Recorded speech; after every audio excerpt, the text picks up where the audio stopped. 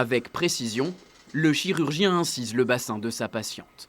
L'opération du jour est minutieuse.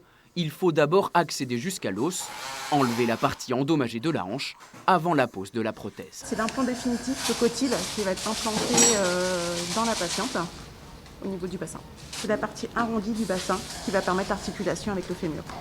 Particularité du jour, dans ce bloc de l'hôpital privé de l'Estuaire, c'est un chirurgien du public qui est à la baguette. L'opération prévue initialement au groupe hospitalier du Havre a été transférée ici, ce qui a nécessité quelques préparatifs.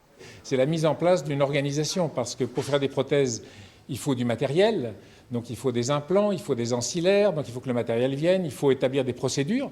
Donc toutes ces procédures, on a réussi à les mettre au point très rapidement en l'espace de 8 à 10 jours.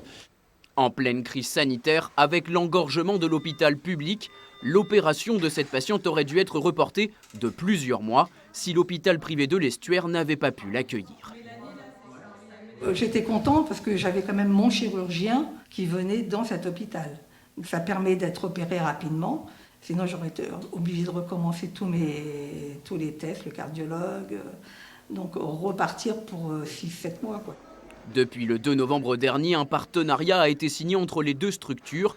Chaque jour, une salle d'opération de l'hôpital privé est mise à disposition pour ces chirurgiens du public.